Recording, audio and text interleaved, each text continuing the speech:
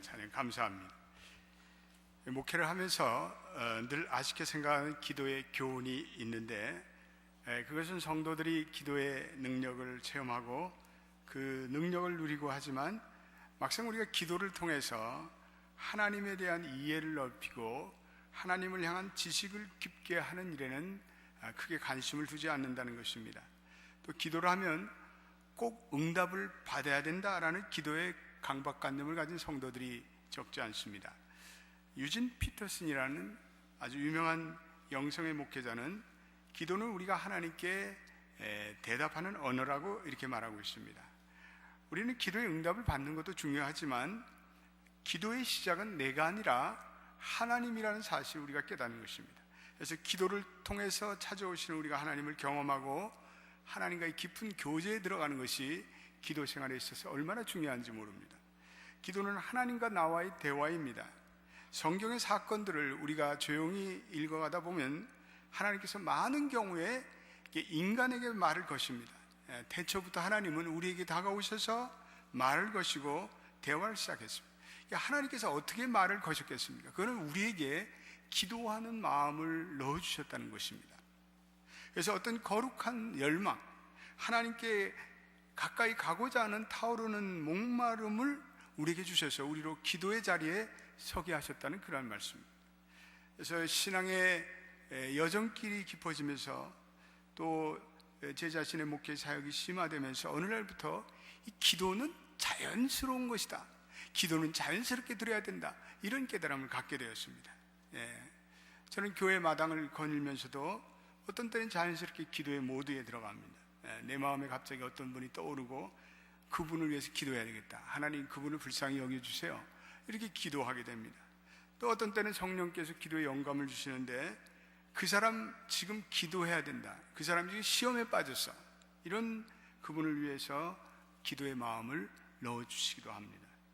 기도라는 건 우리가 여의땅 하고 옷을 이렇게 마음 매무새를 하고 기도의 분위기를 잡고 시작하는 것이 아니라, 기도를 우리가 하면 할수록 기도의 창이 하나님께 늘 자연스럽게 열려 있어야 합니다. 그래서 자연스럽게 하나님과 대화를 하는 그러한 자리로 나가야 합니다. 삶이 기도이며 기도가 삶이 되어야 합니다. 그래서 기도의 모드에 들어가 있는 사람은 항상 하나님의 뜻에 자신을 맞추려고 애를 씁니다. 저도 이제 철이 들어서 그런지 기도하면서 자꾸 포기하는 것을 배웁니다. 예전에 그렇게 집착하던 것에서 더 이상 그런 것들이 부질없다는 사실을 기도하는 가운데 깨닫게 됩니다. 기도하는 가운데 무슨 알량한 자존심도 굿바이, 남들에게 섭섭하게 느껴지는 것도 굿바이, 더 이상 사람을 의지하고 싶은 마음도 기도할 때 사라집니다. 하나님만 의지해야지 라고 다짐합니다. 기도하면 사람도 환경도 두려워하는 그 마음에서 다 사라집니다. 오로지 하나님만 의지해서 살아가야 되겠구나, 이런 각성이 찾아옵니다. 이제는 평생 기도의 줄만 잡고 살아도 당황하거나 흔들릴 것 같지 않습니다. 말씀과 기도로 하나님과 우리가 지속적으로 기도의 생활에 들어가면 영적인 저력이 생깁니다. 그래서 영성이 깊어지면 깊어질수록 기도하면서 우리가 하나님을 설득하는 것이 아니라 우리가 점점 하나님께 설득당하는 우리를 발견하게 됩니다. 그래서 성령님께서 우리의 기도를 고쳐주셔서 욕심에서 비전의 기도로, 집착에서 포기로 바꿔주시는 것을 우리는 깨닫게 됩니다. 기도하면 또 풍성한 기도의 응답도 있습니다. 윤준수 선교사님 네 분이 이제 케냐로 떠나는 날 다시 한번 제 방에 찾아와서 기도를 해달라고 요청을 해왔습니다. 그래서 여러분들이 같이 제 방에 가득 차서, 특별히 그 가방이 11개나 되는데 그 11개의 가방이 하나도 분실되지 않도록 우리가 함께 통성으로 기도했습니다. 케냐는 후진국이기 때문에 종종 가방들이 없어집니다. 또 세관에서 사소한 이유로 빼앗기기도 합니다. 그래서 우리 합심해서 간절히 기도했습니다. 그리고 이틀 후에 우리 선교사님으로부터 메일을 받았는데, 목사님, 자기가 기억하는 세관 통과 중에서 가장 빠른 시간 내에 통과됐습니다. 그리고 짐도 하나도 잃어버리지 않았습니다. 할렐루야. 그래서 기도해 본 사람들은 기도에 또 매달립니다. 우연 같은 일인데 기도하면 그 우연이 필연이 돼서 나타나는 것을 볼 수가 있습니다. 기도의 교훈은 물론 우리가 원하는 것을 얻기도 하지만 많은 경우에 하나님이 우리로부터 원하는 것, 하나님이 우리를 빚어가는 그 모습으로 우리를 이끄십니다. 오늘 본문의 요나의 기도는 그런 의미에서 하나님께 고난 가운데 부르짖으며 하나님의 형상으로 빚어지는 이 요나의 기도의 훈련에서 말씀하고 있습니다. 이 고난과 기도는 동전의 양면과 같습니다. 고난은 우리를 기도의 사람으로 만들어줍니다. 그러므로 모든 성도들은 고난과 그리고 위기 가운데도 낭망하지 않고 하나님께 부르짖는 믿음의 사람이 되기를 예수의 이름으로 축원드립니다. 니느웨로 가라는 하나님의 명령을 거부하고 다시스로 가던 요나, 그러자 하나님이 무서운 폭풍을 일으키셨습니다. 그가 단대를 붙잡으셨습니다. 선원들의 필사적인 노력에도 불구하고 폭풍은 잠재우지 못했습니다. 그래서 제비를 뽑았습니다. 근데 요나가 걸렸습니다. 요나는 이 폭풍이 자기 때문에 일어났다는 것을 결국 시인하게 됩니다. 그리고 자기를 바다로 던져달라고 요청합니다. 그리고 자기 때문에 일어난 이 엄청난 상황에 대해서 책임을 집니다. 그 폭풍의 바다로 던져진 그는 물고기의 뱃속에 삼킨 바 되었습니다. 그래서 그 뱃속에서 3일 동안 낮과 밤을 보내며 하나님과 1대1 만나는 스토리가 오늘 본문의 스토리입니다. 오늘 우리가 2절 한 번만 더 읽어보겠습니다. 오늘 본문의 2절 같이 읽어보겠습니다. 시작. 가로되 내가 받는 고난을 인하여 여호와께 불러 아뢰쌌더니 주께서 내게 대답하였고 내가 수월의 뱃속에서 부르짖었다니 주께서 나의 음성을 들으셨나이다. 요나는 수월의 뱃속, 이 음부의 깊은 골짜기로 들어가는 죽음과 같은 고난의 시간을 보내면서 요나는 비로소 울부짖는 기도를 드립니다. 그 폭풍 한가운데 고난의 한복판에서 요나는 진짜 기도를 하기 시작합니다. 진정한 기도의 사람이 됩니다. 그렇습니다. 이 물고기 뱃속은 광야와 같은 곳입니다. 광야는 불순종한 이스라엘 백성들을 훈련시키고 연단시키는 장소입니다. 처음부터 하나님을 믿고 의지하고 순종하면 되는데 이스라엘 백성들이 괜히 폼 잡고 자존심 세우고 그리고 불순종하고 거역합니다. 그런 백성들을 하나님 광야에서 불과 같이 연단시켜서 하나님이 쓰기에 편한 것으로 만들어 가십니다. 요나는 그 불같은 광야의 시간 가운데 비로소 기도를 제대로 하게 됩니다. 참된 기도를 드리는 기도의 사람이 됩니다. 모든 인간은 하나님의 말씀에 순종하기보다는 자기 뜻대로 살아가기를 원합니다. 자기 의지대로, 세상의 욕심대로 살며 불순종합니다. 그러나 하나님의 말씀에 불순종하고 하나님의 말씀을 떠나 살면 인간이 행복할 것 같지만 결코 그렇지 않습니다. 인간은 반드시 혼란과 그리고 불행에 직면하게 됩니다. 가정도 마찬가지고 국가도 마찬가지입니다. 그 고난과 어려움이 있을 때 비로소 성도들은 기도하는 법을 배웁니다. 지금 온 세상이 정치와 경제와 사회 모든 전반에서 어려움을 겪고 있습니다. 그러므로 우리로 하여금 기도케 하시는 이 하나님의 섭리를 우리가 영적인 눈으로 뜨고 봐야 합니다. 우리는 기도하지 않고 오늘 같은 세태와 오늘 같은 현실을 우리가 어떻게 극복할 수 있겠습니까?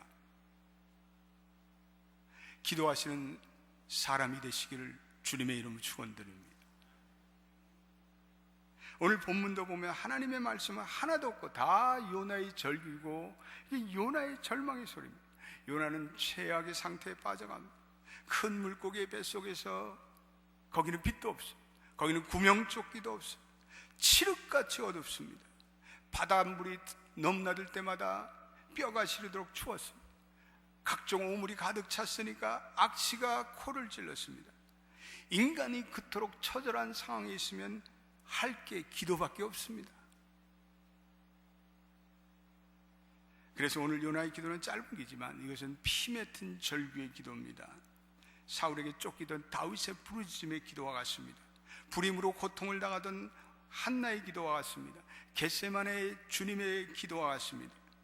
요나는 한때는 점잖은 선지자였는데, 그러나 지금 이 절망의 시간에 그는 무슨 점잖은 기도가 어디 있습니까? 미사욕과 가득 찬 기도가 어디 있습니까? 그는 짧게 외마디에 고통의 기도를 부르짖어 하고 있습니다. 전혀 다른 틀의 기도를 요나는 드리고 있습니다. 우리 인생도 마찬가지. 우리 기도하면 조용기 목사님을 떠오르게 됩니다. 폐병에 걸린 한 젊은 전도사가 그 죽음의 질병과 가난에서 그는 하나님께 외마디 같은 비명의 기도를 드립니다. 피를 토해내는 그 기도가 오늘 여의도 교회에 부흥을 가져왔어요. 명성교회 김사한 목사님 마찬가지 아닙니까? 그 새벽 기도에 엄청난 부흥을 일으키는 그분도 도저히 부흥될 수 없는 그 절망과 빈곤의 현장 속에서 필사적으로 하나님의 은혜를 구했습니다. 그리고 거기에 놀라운 부흥이 임했습니다. 요나의 물고기의 뱃속과 같은 어둠의 현장을 통과한 사람들이 기도의 용사가 됩니다. 그리고 그 동일한 어둠에 사는 사람들은 요나의 그 기도를 통해서, 요나의 상황을 통해서 우리는 위로를 받게 됩니다. 왜냐하면 그 상황이 우리로 하여금 진짜 기도를 드리게 하기 때문에 그렇습니다. 요나는 내가 받는 고난으로 해 여호와께 부르짖어 아랬더니 말씀합니다. 그렇습니다. 고난 때문에 하나님께 부르짖게 됩니다. 좀 치사한지 모르지만 기도의 다이내믹이라는 게 다 그렇습니다. 다급한 상황에서 살려달라고 기도합니다. 그런데 그 다급한 기도가 결국 우리의 신앙에 비약적인 발전을 가져오고 하나님을 체험적으로 이해하게 만듭니다. 고난의 풀무에 빠지는 그 순간에 우리는 비명과 같은 기도를 시작합니다. 불순종하고 내가 죄 가운데 빠졌지만 하나님은 여전히 나의 기도를 듣는다고 확신하기 때문에 그렇습니다. 우리 4절도 한번 읽어보겠습니다. 같이 4절 말씀을 읽겠습니다. 시작. 내가 말하기를 내가 주의 목전에서 쫓겨났을지라도 다시 주의 성전을 바라보겠다 하였나이다. 오직 하나님이 나의 소망이라는 고백입니다. 고난의 상황은 우리로 하여금 주만 바라보며 주를 향한 주바라기의 믿음으로 서게 합니다. 거기에 무슨 체면이 필요합니까? 거기에 무슨 자존심이 있겠습니까? 진정한 회개, 구구절절한 간절한 기도가 그 고난 가운데 터져나옵니다. 그럴 때 우리의 믿음이 순수해지고 우리의 믿음이 강건해집니다. 아멘. 하나님 사랑의 눈으로 너를 어느 때나 바라보시고, 우리 한번 같이 후렴부만, 이 반주자는 어디로 갔어? 네. 우리 요 후렴부만 한번 같이, 우리 다 두 손 높이 들고, 하나님 사랑의 눈으로 너를 어느 때나 바라보시고, 인간적으로 생각하면 불가능한 그 때가 하나님의 응답의 때일 때가 많습니다. 많은 경우의 성도들의 간증을 들어보면 가장 힘들고 고통스러운 그 막다른 길에서, 막다른 그 골목에서 기도의 응답이 터지는 경우가 많다고 합니다. 기도하면 마지막 순간에도 하나님은 응답하십니다. 그러나 내가 아직 내 힘으로 무엇인가 할 수 있다고 생각할 때 하나님은 잠잠하십니다. 세상에 대한 소망이 남아있고 내 자아가 꿈틀거릴 때 하나님은 아직 멀었다 말하십니다. 오직 하나님 외에는 소망이 없다고 고백할 때 그때 하나님이 역사하십니다. 제가 미시간에서 공부할 때입니다. 새학기가 나고 또 등록을 하게 되었습니다. 그런데 한국에서 가져온 돈이 다 떨어졌습니다. 누구에게도 도움을 청할 그러한 시점이 아니었습니다. 모친과 가족들도 다 어려운 때니까 학비 요청에 대한 말조차 꺼내기 어려운 때였습니다. 그래서 기도할 수밖에 없었습니다. 하나님, 제 힘으로 하려 했던 모든 것들을 포기합니다. 아무리 애써도 안 됩니다. 이제 제가 학교를 그만둬야 할 때가 된 것 같습니다. 하나님, 제발 저를 도와주세요. 복잡한 기도를 드리지 않고, 그리고 눈물의 기도를 드리고, 그리고 나의 절망적인 심정을 간절히 하나님께 토로했습니다. 근데 바로 그 주간에 제 우체통 박스에 이 체크가 하나 왔습니다. 당시에 어머니가 다니던 감리교단의 감리교에서 소수민족 학생을 위해서 장학금을 주는 그 장학금을 신청한 적이 있는데 그것을 신청해놓고서는 잊어버리고 있었습니다. 그런데 그 장학금이 날라온 것입니다. 그것도 등록에 꼭 필요한 돈이었어요. 더구나 꼭 절실한 시점이었어요. 뭐 그런 기도의 간증을 들은 적은 많지만 그런 일이 내게도 일어날 줄은, 하나님의 은혜가 얼마나 감사합니다. 그때 깨달은 교훈은, 그래, 마지막까지 간구해야 되겠구나. 마지막까지 우리는 간구해야. 그 광야 같은 유학 시절 그리고 목회 시절에 하나님은 제게 교훈하셨습니다. 기도를 시키면서 하나님을 새롭게 만나서 모든 것을, 세상을 바라보지 말고 나를 바라보라는 훈련을 시켰습니다. 특별히 내 힘으로 무언가를 독립적으로 하는 것보다는 하나님을 절대 의존하는 훈련을 시키셨습니다. 그러한 절박한 기도의 심정, 절대 의존의 마음을 가지고 하나님께 나갈 때 기도가 응답이 잘 됩니다. 그 외에도 목회하면서 얼마나 많은 경우에 주님의 응답이 마지막 종료 호루라기를 불기 직전에 오는지, 그건 기도의 신비였어요. 그건 인생의 신비였어요. 그건 기도의 은혜의 클라이막스였어요. 오늘 우리 7절을 읽어보겠습니다. 7절에 뭐라고 말씀하십니까? 같이 읽어보십시오. 내 영혼이 내 속에서 피곤할 때 내가 여호와를 생각하여 삽더니 내 기도가 주께 이르러 싸우니 주의 성전에 미쳤나이다. 내 영혼이 내 속에 피곤할 때, 이거는요, 내가 아무런 힘도 없고 이제는 거의 포기 상태에 빠져 들어갈 때, 그때 내 기도가 주께 이르렀다고 요나는 말합니다. 우리가 포기 상태에 빠져 들어갈 때 우리의 기도가 응답됩니다. 왜 그래요? 그때가 하나님의 때이기 때문에 그렇습니다.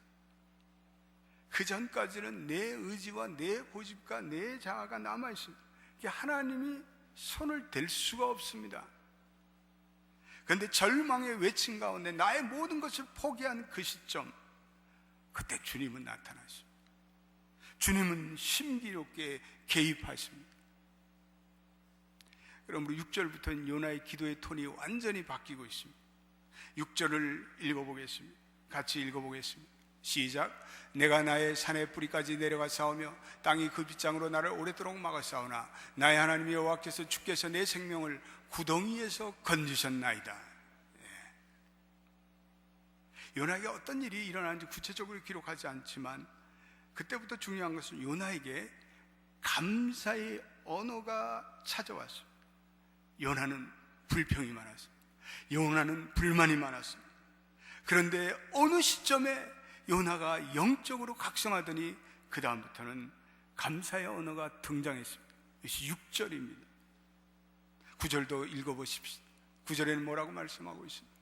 시작.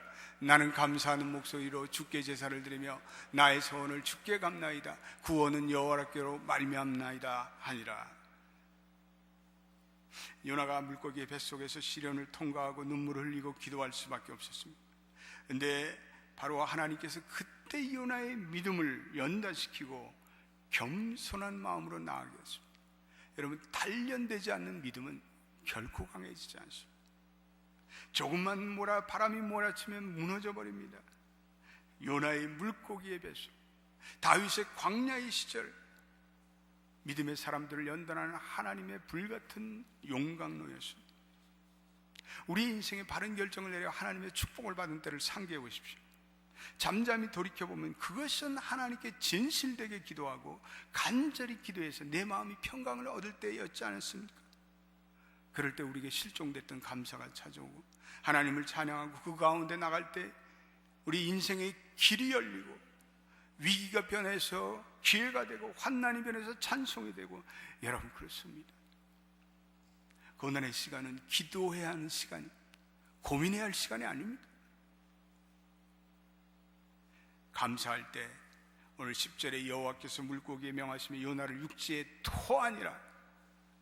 고난 가운데 감사할 때, 절망 가운데 예배할 때, 역경 가운데 말씀과 기도의 줄을 붙잡았을 때 주님은 요나를 마른 땅으로 내동덩이 쳤습니다. 그것은 요나의 기도의 응답 다음 단계였어요. 기도의 생활이 모험과 기쁨이 넘치는 이유는 바로 거기에 있습니다. 더 큰 기도의 응답이 기다리고 있기 때문에 그렇습니다. 기도의 생활이 비밀입니다. 너는 내게 부르짖으라.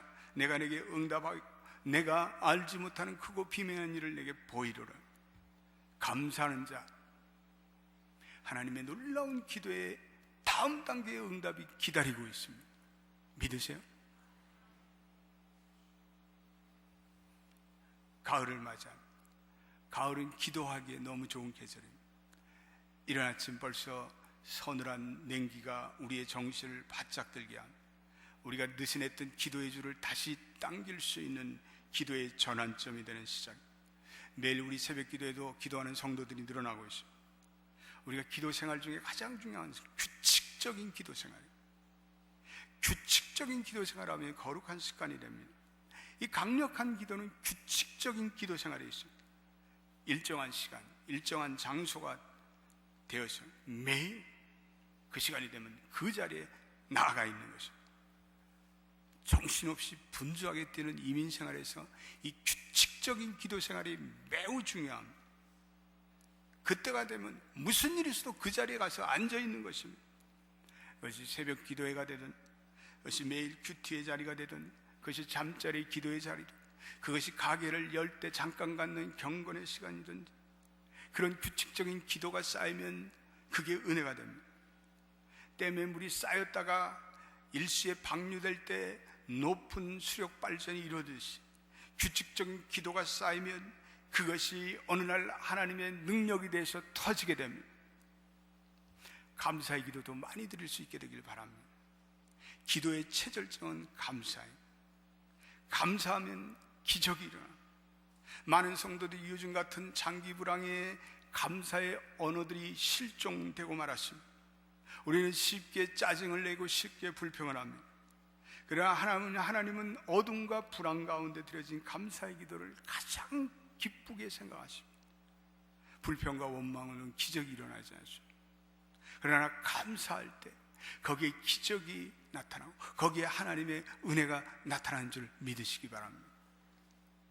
가을은 교회 모든 사역하시는 분들이 기도의 줄을 잡아 당기는 때입니다.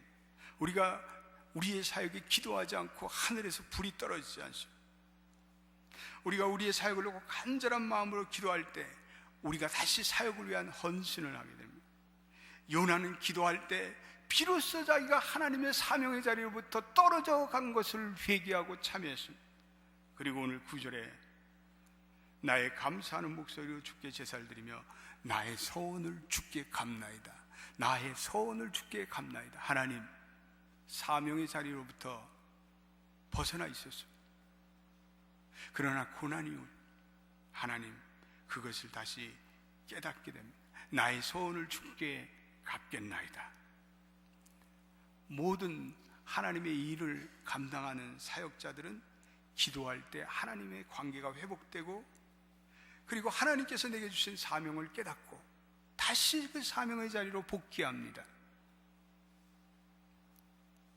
앤턴 보이스라는 기도의 용사의 말을 인용하며 제 설교를 맺습니다.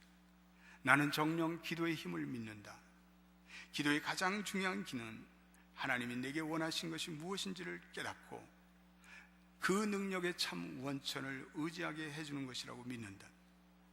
그 힘을 통해서 어떠한 사명도 성취할 수 있다. 아멘. 기도하겠습니다. 하나님,